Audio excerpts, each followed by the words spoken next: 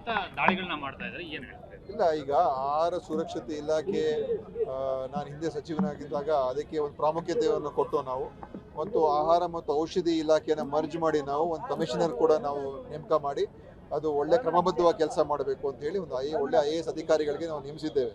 ಈಗ ನಾವಿದ್ದಾಗಲೂ ಕೂಡ ಅನೇಕ ಈ ಏನು ಕಲರಿಂಗ್ ಏಜೆಂಟ್ಗಳು ಮತ್ತು ಏನು ಕಾರ್ಸಿನೋಜೆನಿಕ್ ಏಜೆಂಟ್ಗಳನ್ನೆಲ್ಲ ಉಪಯೋಗ ಮಾಡ್ತಕ್ಕಂಥದ್ದು ಮತ್ತು ಕೆಟ್ಟ ಪದ್ಧತಿಗಳನ್ನು ಅವರು ಅಳವಡಿಸ್ಕೊಂಡು ಆಹಾರ ತಯಾರಿಕೆ ಆಗುವಂಥದ್ದು ಇದೆಲ್ಲ ಮತ್ತು ಗುಣಮಟ್ಟ ಇಲ್ಲದೆ ಇರತಕ್ಕಂಥ ಒಂದು ವ್ಯವಸ್ಥೆಯಲ್ಲಿ ಅದನ್ನು ನಿರ್ವಹಣೆ ಮಾಡೋ ಅದೆಲ್ಲ ಆಗ್ತಾಯಿತ್ತು. ನಾವು ಕೂಡ ಅದು ಕ್ರಮ ತಗೊಳ್ತಾ ಇತ್ತು.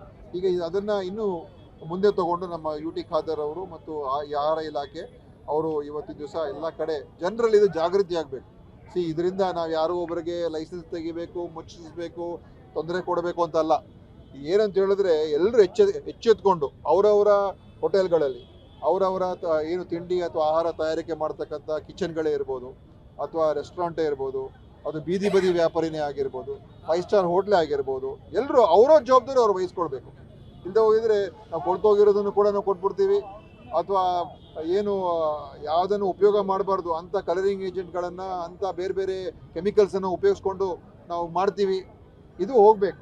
ಸೊ ಅದನ್ನು ಮುಖ್ಯ ಉದ್ದೇಶ ಇದು ಆಹಾರ ಇಲಾಖೆ ಅವ್ರದ್ದು ಮಾಡ್ತಾ ಇದ್ದಾರೆ. ನಾನು ಅವ್ರಿಗೆ ಅಭಿನಂದನೆ ಸಲ್ಲಿಸ್ತೇನೆ.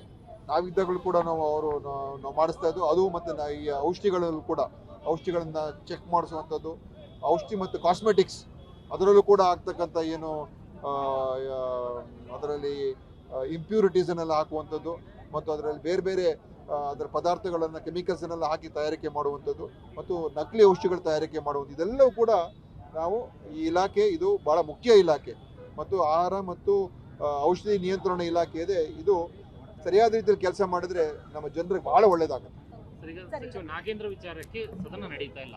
ಒಂದು ವಾರದ ಸದನ ಅದೇ ವಿಚಾರಕ್ಕೆ ಹಾಳಾಗಿದೆ. ಆಡಳಿತ ಪಕ್ಷವೇ ವಿಪಕ್ಷದ ವಿರುದ್ಧ ಪ್ರೊಟೆಸ್ಟ್ ಮಾಡ್ತಾರೆ, ವಿಪಕ್ಷದವರು ಆಡಳಿತ ವಿರುದ್ಧ ಪ್ರೊಟೆಸ್ಟ್. ನೋಡಿ, ಇವತ್ತು ಒಂದು ಕುಂಟು ನೆಪ ಇಟ್ಕೊಂಡು ಇವತ್ತು ವಿರೋಧ ಪಕ್ಷದವರು ಸಭೆಯನ್ನು ಅಧಿವೇಶನ ನಡೆಸೋದಕ್ಕೆ ಬಿಡ್ತಾ ಇಲ್ಲ. ನಾಗೇಂದ್ರ ವಿಚಾರದಲ್ಲಿ ಸ್ಪಷ್ಟವಾಗಿ ನಾಗೇಂದ್ರ ಉತ್ತರ ಕೊಟ್ಟಾಗಿದೆ ಮತ್ತು ಅವ್ರ ಮೇಲೆ ಏನಾದರೂ ಕೂಡ ಸ್ಪಷ್ಟವಾದಂಥ ಆರೋಪಗಳನ್ನು ಇದ್ದರೆ ಅದು ಎವಿಡೆನ್ಸ್ ಮುಖಾಂತರ ಹೇಳಲಿ. ಯಾವುದೋ ಒಂದು ಕಡೆ ಕೇಸ್ ಬುಕ್ ಆಗಿದೆ, ಅದು ED ಅವರು ಅದೆಲ್ಲ ಮುಖ್ಯ. ಏನು ಅವರಲ್ಲಿ ನೇರ ಆರೋಪ ಏನು ಮತ್ತು ಅವ್ರಿಗೆ ಉತ್ತರ ಕೊಟ್ಟಾಗಿದೆ.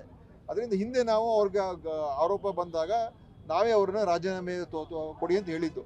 ಯಾಕೆ ಅಂತ ಹೇಳಿದ್ರೆ ಆವಾಗ ಆರೋಪಗಳು ಬಂದಿತ್ತು, ಗಂಭೀರ ಆರೋಪಗಳಿತ್ತು. ಇವತ್ತು ಅದನ್ನ ಬಗ್ಗೆ ತನಿಖೆ ಮಾಡಿ ನಮ್ಮ ಪೊಲೀಸ್ ಇಲಾಖೆ ಇರ್ಬೋದು, ನಮ್ಮ ಸರ್ಕಾರನೇ ಇರ್ಬೋದು, ಎಲ್ಲವನ್ನು ಕೂಡ SIT ಕೂಡ ರಚನೆ ಮಾಡಿತ್ತು. ಆ ದುಡ್ಡು ಏನೇನು ಹೋಗಿದ್ದು ಎಲ್ಲ ವಾಪಸ್ಸು ಕೂಡ ತೊಗೊಂಡು ಬಂದು ತಪ್ಪು ಮಾಡಿರೋ ಮೇಲೆ ಕ್ರಮ ಕೂಡ ತೊಗೊಂಡಿದ್ದೀವಿ. ಮತ್ತು ನಾಗೇಂದ್ರ ಅದರಲ್ಲಿ ಭಾಗಿಯಾಗಿಲ್ಲ ಅಂತ ಕೂಡ ನಮಗೆ ಬಂದಿರುವಂಥ ಮಾಹಿತಿ ಇರೋದ್ರಿಂದ ನಾವು ಅವ್ರಿಗೆ ಯಾಕೆ ಶಿಕ್ಷೆಗೆ ಅವ್ರನ್ನ ನಾವು ಇವತ್ತು ದಿವಸ ಅವ್ರಿಗೆ ನಾವು ಅವ್ರ ಮೇಲೆ ಹಾಕಬೇಕಾಗ್ತದೆ, ಶಿಕ್ಷೆಯನ್ನು ಹಾಕೋ ಅವಶ್ಯಕತೆ ಇಲ್ಲ. ಅದಕ್ಕೋಸ್ಕರ ಇವತ್ತು ಅಧಿವೇಶನ ನಡೀಬೇಕು. ಇವತ್ತು ಏನು ಪ್ರೊಟೆಸ್ಟ್ ನಮ್ಮದು ಅನೇಕ ವಿಷಯಗಳಿದೆ. ಬೆಂಗಳೂರು ನಗರದ ವಿಚಾರಗಳಿದೆ, ಬರಗಾಲ ಇದೆ, ಕುಡಿಯೋ ನೀರಿನ ಸಮಸ್ಯೆ ಇದೆ. ಇವತ್ತು ಈ ವರ್ಷ ಮತ್ತು ಮುಂದಿನ ವರ್ಷ ತೀವ್ರವಾದ ಬರಗಾಲ ಎದುರಿಸ್ತಕ್ಕಂಥ ಪರಿಸ್ಥಿತಿಗಳು ಬರ್ಬೋದು. ಅದಕ್ಕೆ ನಾವು ತಯಾರಿಕೆ ಆಗಬೇಕು. ಕೇಂದ್ರ ಸರ್ಕಾರದ ಸಪೋರ್ಟ್ ಬೇಕು. ಅದನ್ನೆಲ್ಲ ಮಾಡೋದು ಬಿಟ್ಟು ಚರ್ಚೆ ಮಾಡೋದು ಬಿಟ್ಬಿಟ್ಟು ಇವರು ವಿರೋಧ ಪಕ್ಷದವರು ಇಡೀ ವಾರನೇ ಇವತ್ತಿನ ದಿವಸ ಅದನ್ನು ಸಂಪೂರ್ಣವಾಗಿ ಹಾಳು ಮಾಡಿರ್ತಕ್ಕಂಥದ್ದು ಇದು BJPಯ ವಿರೋಧ ಪಕ್ಷದ ಒಂದು ಕೆಟ್ಟ ಒಂದು ನಡೆ. ರಾಜ್ಯದ ವಿರುದ್ಧವಾಗಿ ಅವರು ಇವತ್ತಿನ ದಿವಸ ಕೆಲಸ ಮಾಡ್ತಾ ಇದ್ದಾರೆ. ಭಾರತೀಯ ಜನತಾ ಪಕ್ಷ ಇವತ್ತು ಇಡೀ ರಾಜ್ಯದ ಜನತೆ ಅವ್ರಿಗೆ ಚೀಮಾರಿ ಆಗ್ತದೆ. ಯಾಕಂದ್ರೆ ಈ ರೀತಿಯಾದಂಥ ಅವರು ದುರುಪಯೋಗ ಪಡಿಸ್ಕೊಳ್ತಕ್ಕಂಥ ಸರಿಯಲ್ಲ ಅಂತ ನಾನು ಹೇಳೋದಕ್ಕೆ ಬಯಸ್ತೇನೆ. CBI ರಾಜ್ಯಪಾಲರಿಗೆ ಪ್ರಾಸಿಕ್ಯೂಷನ್ ಪರ್ಮಿಷನ್ ಕೂಡ ಕೇಳಿ ನೋಡಿ, CBI ಗೊತ್ತಲ್ಲ ನಮಗೆ. CBI ಅವರು ಅಲ್ಲಿ ಏನು BJP ಅವ್ರಿಗೆ ಅನುಕೂಲ ಆಗೋದಕ್ಕೆ ಏನೇನು ಮಾಡಬೇಕು CBI IT ED ಮಾಡ್ತದೆ.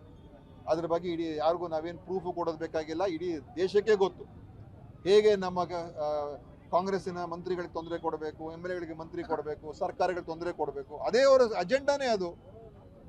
ಇದು ಇಜ್ಜು ಸಹ ಮತ್ತೆ ಯಾಕೆ ಸುಮ್ಮನೆ ಇದ್ರು? ಇವತ್ತೇ ಯಾಕೆ ಅವರು ಆ ರೀತಿ ಬರೀತಾ ಇದ್ದಾರೆ? ಮೊದಲೇ ಯಾಕೆ ಬರೆದಿರಲಿಲ್ಲ? ಇವತ್ತೇ ಯಾಕೆ ಅವ್ರು ಮಂತ್ರಿ ಆದಮೇಲೆ ಬರೀಬೇಕಾ? ಮೊದಲೇ ಯಾಕೆ ಬರೆದಿರಲಿಲ್ಲ? ಸೊ ಇದು ಉದ್ದೇಶಪೂರ್ವಕವಾಗಿ CBIಯನ್ನು BJPಯವರು ಒಂದು ಅಸ್ತ್ರವಾಗಿ ಉಪಯೋಗಿಸ್ಕೊಂಡು ಕಾಂಗ್ರೆಸ್ಗೆ ಕೆಟ್ಟ ಹೆಸರು ತರತಕ್ಕಂಥ ಒಂದು ಹುನ್ನಾರ ಅಷ್ಟೇ.